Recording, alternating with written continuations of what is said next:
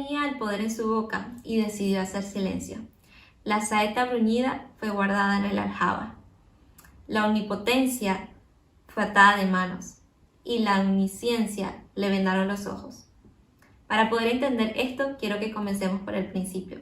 En Cantar de Cantares 1:4, la amada proclama una de las expresiones más hermosas hacia su amado. Con razón te ama. Pero luego más adelante, si nos vamos a Juan, en el capítulo 15, versículo 25, Jesucristo narra o describe lo que fue o lo que viene siendo el Salmo 35. Sin causa me aborrecieron. Como estas dos verdades o como estas dos oraciones que acabamos de mencionar tienen similitud. Si buscamos alguna, sería el conocimiento y el desconocimiento de quién es Jesucristo. Si nos remontamos en la historia, nos damos cuenta que Jesucristo, antes de ser crucificado, vivió acontecimientos de gran pasión.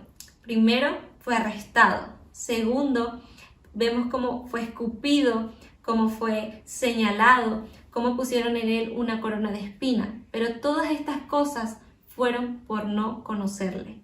Sin embargo, cuando nos vamos a Cantar de los Cantares, nos damos cuenta que la amada conocía a su amado. Porque en el capítulo 5 dice que las doncellas se le acercan y le preguntan, cuéntanos quién es ese amado quien nos mencionas. Cuéntanos qué lo diferencia de los demás amados. Por eso quiero que lo lean juntamente conmigo. Cantar de los Cantares 5:9. Dice específicamente, ¿qué es tu amado más que otro amado? Oh, la más hermosa de todas las mujeres, ¿qué es tu amado más que otro amado que así nos conjuras? Y vemos que ella responde, mi amado es blanco y rubio, señalado entre 10.000, su cabeza como oro finísimo, sus cabellos crespos, negros como el cuervo, sus ojos como palomas junto a los arroyos de las aguas, sus mejillas como una era de especias aromáticas, con fragantes flores, sus labios como lirios que destilan mirra fragante, sus manos como anillos de oro engastados de jacintos, su cuerpo como claro marfil cubierto de zafiros, sus piernas como columnas de mármol fundadas sobre basas de oro fino, su aspecto como el Líbano, escogido como los cedros, su paladar dulcísimo, todo él codiciable. Tal es mi amado, tal es mi amigo, oh doncellas de Jerusalén. Cuando leía esto, lo que me causaba curiosidad es que cuando ella describe a su amado, no nos dice aspectos de su personalidad o de su carácter. No nos dice, mi amado es amable, mi amado es manso, mi amado es humilde, mi amado es dulce. Sin embargo, vemos que ella describe sus cabellos, sus ojos, sus manos, sus pies. Describe cómo era su paladar, cuán dulce era su paladar. Y creo que esto es una de las cosas que el Señor quiere en estos tiempos, volver a refrescar a la iglesia, su humanidad. No tanto su carácter o su personalidad o lo que hizo, sino quién es Él. Es por eso que cuando nos vamos a la resurrección de Jesucristo y aparece nuevamente a los discípulos, y quiero que también me acompañes para no tener que parafrasearlo, sino que lo leamos juntos, en San Lucas 24, desde el 36, dice, mientras ellos aún hablaban de estas cosas, Jesús se puso en medio de ellos y les dijo, paz a vosotros. Entonces, espantados y atemorizados, pensaron que veían un espíritu. Pero él les dijo, ¿por qué estáis turbados y vienen a vuestro corazón estos pensamientos? Mirad mis manos y mis pies, que yo mismo soy. Palpad y ved, porque un espíritu no tiene carne ni hueso, como veis que yo tengo. Y diciendo esto le mostró las manos y los pies, y como todavía ellos de gozo no le creían y se estaban maravillados, les dijo, ¿tenéis algo aquí de comer? Entonces le dieron parte de un pez asado y un panal de miel. Él lo tomó y comió delante de ellos. Me parece glorioso que una de las cosas que el Señor le declara a sus discípulos es que Él no es un espíritu, sino que tiene carne y hueso. el Señor se presenta con su cuerpo glorificado, con su cuerpo ya resucitado y les dice a sus discípulos, toquen mis manos y toquen mis pies. Estas dos cosas nos hablan es un principal símbolo del cuerpo humano, nos habla de su humanidad. Pero no solamente eso, sus discípulos aún viéndolo y aún tocándolo y aún palpándolo, no lo creen. Y Él les dice, ¿no tienen algo de comer? El comer es una necesidad básica del ser humano. Y no solamente que le pide de comer, sino que come delante de ellos. Y este gesto de Jesús solamente me hace creer que le quería mostrar que Él seguía siendo humano. A pesar de que su cuerpo había sido glorificado, Él regresaría al Padre con carne y con hueso. Y que nos estaría esperando para sentarnos juntamente con Él a la mesa y deleitarnos del pan que tenía Él preparado y deleitarnos del vino que tenía Él preparado. Creo que en estos tiempos el Señor quiere refrescar a su iglesia, que antes de ver sus aspectos de su personalidad, comencemos a verlo a Él, comencemos a palpar sus manos, comencemos a palpar sus pies, comencemos a verlo y podamos describirlo como lo hacía la amada. La amada daba detalles de su aspecto físico, no tanto de su personalidad, sino de quién era Él. La iglesia hoy en día está enamorada de su amado. Cuando le preguntas a alguien enamorado, lo primero que te dice es, tiene los ojos verdes, tiene los ojos azules, o tiene los ojos negros, tiene el cabello liso, tiene el cabello crespo. ¿Conoces a tu amado? Si hoy te pidiera que me lo describieras, ¿cómo lo dirías? ¿Qué dirías acerca de Jesús? Porque siempre que lo mencionamos decimos, bueno, es que Jesús fue bueno, es que Jesús hizo milagros, y esas son razones evidentes para amarlo. Pero podemos amarlo por su físico también, podemos amar sus cabellos. Si llegáramos a tener esta intimidad con el amado, realmente sentiríamos que Él es parte de nosotros y que va a haber un matrimonio. El Señor, nos damos cuenta que en Cantar de los Cantares habla de una iglesia que se está preparando para su encuentro, pero antes de eso, Él necesita que les conozcamos. Tenemos que conocer con quién vamos a casarnos, con quién van a ser las bodas del Cordero. Pero no solamente esto, después en Cantar de los Cantares, cuando ella termina de describir a su amado, las doncellas de su alrededor comienzan a decirle, ¿dónde está tu amado? Queremos verlo, queremos conocerlo. Les pregunta, dinos y te vamos a ayudar a buscar a tu amado. ¿No es esto semejante a lo que debe pasar y acontecer en estos tiempos? Cuando comiences a hablar del aspecto de Cristo, cuando comencemos a hablar de quién es Él, las doncellas, las personas que no conocen a Jesucristo comenzarán a preguntar, ¿quién es Él? ¿Dónde está? ¿Dónde se esconde? Déjame ayudar a buscarte. Déjame ayudar a buscar al amado. Y creo que eso es lo que necesita la iglesia en estos tiempos, que hablemos de Jesús, que hablemos de su característica, tanto física como de su persona, de su personalidad, y que lo amemos tanto y de tal manera que la gente que nos rodea comience a preguntar, ¿quién es este tu amado? ¿Quién es este que hace brillar tus ojos? ¿Quién es este que hace derramar lágrimas? ¿Quién es ese que se acerca a ti y hace que tu corazón se acelere? Cuando comencemos a hablar de Jesucristo, yo creo que va a haber la verdadera conversión de la gente. Vamos a poder ver corazones derretidos delante del Señor buscándole, porque es realmente lo que narra Cantar de los Cantares. Pero bien, si tenemos razón para amarle, también habían razones para aborrecerle. Y es por eso que quiero que vayamos rápidamente cuando Jesucristo fue arrestado. Dice específicamente en Juan 18:25 que, y quiero decirlo con las palabras exactas, Anás envió atado a Jesucristo a Caifás. Y cuando yo veía esta imagen, el Señor me mostraba cuando estaba preparando esta enseñanza las manos de Jesucristo atadas.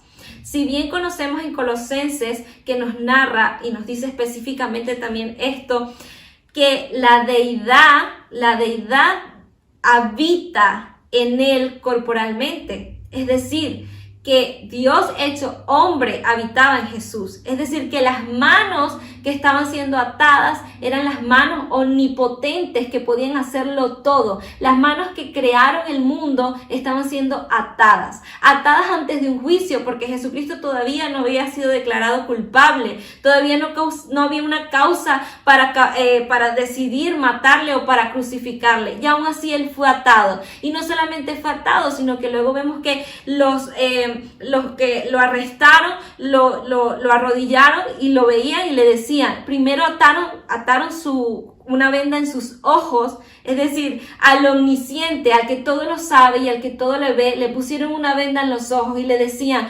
profetiza, dinos quién es el que te está golpeando, di el nombre del cual te golpea. Jesucristo conocía los nombres de los que estaban ahí porque Jesucristo estaba muriendo para que esos nombres fueran escritos en el libro de la vida. Sin embargo, guardó silencio. Y me parece súper impresionante porque en Isaías 49, y quiero que leamos juntamente Isaías 49, el Señor hace una declaración. Esto es, el Señor se acerca, dice, oídme costas y escuchad pueblos lejanos. Jehová me llamó desde el vientre, desde las entrañas de mi madre tuvo mi nombre en memoria. Y puso en mi boca como espada aguda. Me cubrió con la sombra de su mano y me puso por saeta bruñida, me guardó en su aljaba. Yo quiero que puedan entender este versículo conmigo. La saeta bruñida no es más que la especie de punta que tiene la lanza, y cuando es bruñida significa que es pulida, y para ser pulida y limpia y perfeccionada para ser lanzada tiene que pasar por el fuego, tenía que pasar por un cierto proceso para hacer una lanza perfecta para el arquero. Pero luego cuando esta saeta está bruñida, que está preparada para ser lanzada, dice específicamente que Jehová la guarda. Cuando Jesucristo estaba preparado para ser lanzado, dice que Jehová la guarda. Y puedo ver entonces podemos ver en la crucifixión y tiempos antes de la crucifixión, Jesucristo haciendo silencio, Jesucristo teniendo paciencia, Jesucristo teniendo misericordia, porque entendía que su Padre lo había guardado para otro tiempo. Y el tiempo, cuando hablo del tiempo de su reinado. Dice que el tiempo había llegado para Jesús para morir, para ser crucificado, para pasar por el fuego, para ser pulido, para hacer la saeta perfecta. Pero luego el Señor dice, te guardo. Podemos ver a Jesús en ese momento queriendo actuar, pero luego lo vemos diciendo, mi reino no es de este mundo. Yo podría decirle a mis siervos, yo podría decirle a mis ángeles, yo podría enviar 12 legiones de ángeles, pero no es el momento, porque mi reino no es este mundo. Pero él conocía que llegaría el momento de su regreso, donde el Padre tomaría esa saeta bruñida y sabría dar en la dirección correcta y sería lanzada. Pero luego en este mismo versículo, en este mismo capítulo, él dice que se siente desanimado. Dice, pero yo dije, por demás he trabajado en vano y sin provecho he consumido mis fuerzas, pero mi causa está delante de Jehová y mi recompensa con mi Dios. Es decir, mientras él estaba atado, habían puesto una venda en sus ojos, y podemos ver la deidad de Cristo siendo sujetada sin poder hacer nada, pudiéndolo hacer todo por amor por ti, por amor por mí. Y en ese momento de paciencia, en ese momento de misericordia de Dios, me supongo que Jesús estaba relatando Isaías 49 diciendo, mi recompensa no la voy a alcanzar aquí porque aquí me aborrecen. Mi recompensa no la voy a alcanzar en la tierra, mi recompensa está juntamente con Dios. Pero luego cuando leemos Cantar de los Cantares, nos damos cuenta que ella tenía una razón para amarlo. Por eso decíamos, con razón te aman. Porque solamente el que lo conoce sabía que el que estaba atado en ese lugar y el que les fueron vendados los ojos. Es más, cuando dice 49 que su boca es como una espada afilada, él en ese momento pudo haber dicho, basta, hasta aquí llegó mi misericordia, hasta aquí llegó el amor, porque podemos ver la humanidad de Jesús. En la humanidad de Jesús estamos viendo que ha sido abofeteado, que ha sido escupido, que han puesto una corona de espinas sobre su cabeza. Pero yo lo único que puedo ver en este momento es que Jesús estaba siendo tentado. Siempre cuando hablamos de la tentación de Jesús nos vamos al desierto, pero yo aquí veo una tentación, porque lo que estaban diciendo los soldados en ese momento a Jesús eran partes de su identidad. Le decían, profetiza, Jesucristo era un profeta, y decidió guardar silencio. No solamente eso, le decían, oh, salven al rey de los judíos, y él decía, sí, yo soy el rey de los judíos, no solamente de los judíos, soy el rey del mundo. Ve a un Satanás recordándole su identidad y diciendo, como decía en el desierto, ¿por qué si eres el Hijo de Dios no le dices a esas piedras que se conviertan en pan? Lo mismo estaba haciendo Satanás en ese momento, pero él sabía que su padre lo tenía guardado en ese pequeño salco donde se guardan las saetas, donde se guardan las flechas, y decía, es que este no es mi momento de mi reinado, yo necesito morir para salvarlos y con ellos, juntamente con mi iglesia, poder reinar. Si Jesucristo se cansaba de su propósito, ¿pueden entender realmente la tentación de Jesús en este momento?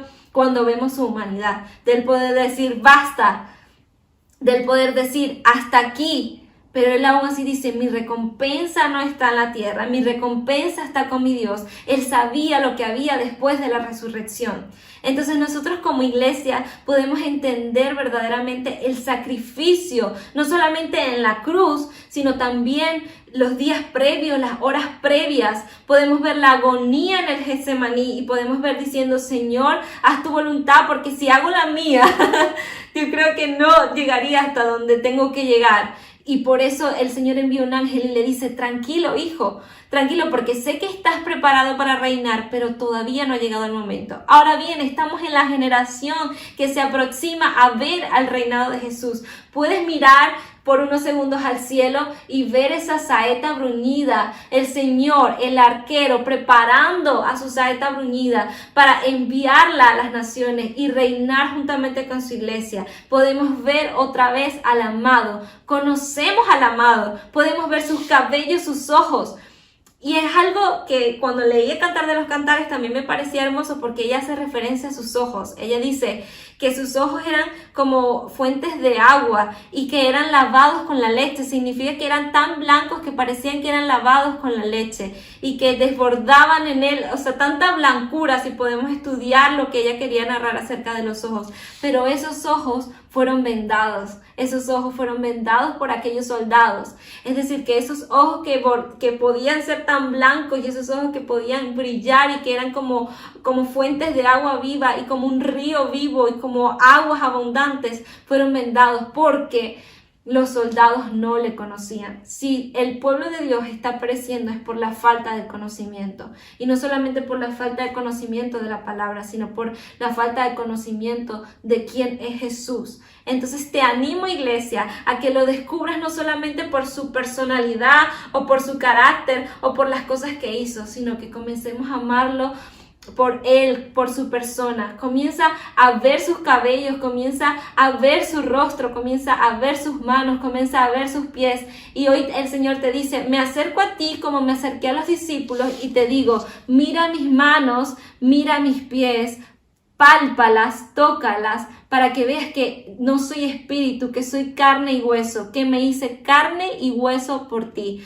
Así que yo te animo en este día de hoy que sigas estudiando de esto y que puedas decirle, Señor, déjame verte como te veía tu amada, déjame ver como la amada veía a su amado en Cantar de los Cantares y déjame poder describirte, que cuando me pregunten por ti no solamente diga que eres manso y humilde, sino que también pueda decir, mi amado tiene los ojos más hermosos que cualquier otro amado, mi amado tiene los cabellos crespos y son negros y mi amado tiene los ojos, las manos, la boca y su paladar es dulce. Comencemos a amar a la persona de Cristo y no solamente eso, comencemos a ver y tomar el valor que tenía el omnipotente, el que podía hacerlo todo, se le fue atada las manos, el que tenía en su boca una espada afilada, decidió hacer silencio. Y no solamente eso, sino que decidió por nosotros, por amor a nosotros, no hacer absolutamente nada. Ser llevado como cordero es llevado al matadero.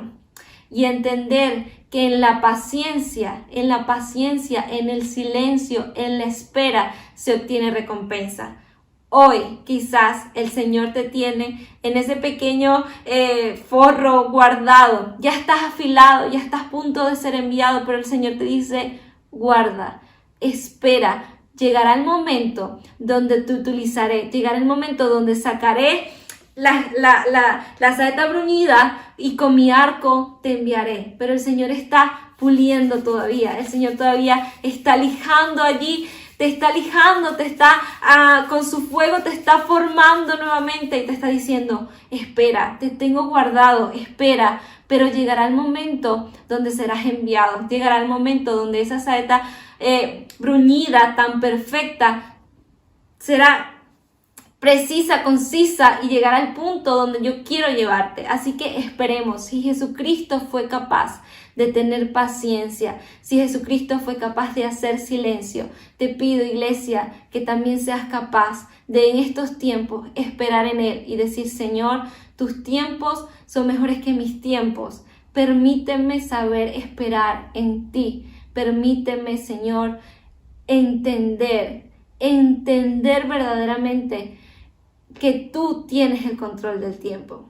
Así que, iglesia, te amo muchísimo y espero que esta palabra te haya roto como lo hizo conmigo y puedas decir, Señor, estoy preparado para lo que tienes. Primero déjame amarte, primero déjame conocerte y luego envíame. Envíame porque haré como tu amada. Comenzaré a contar detalles de ti para que otros puedan buscarte.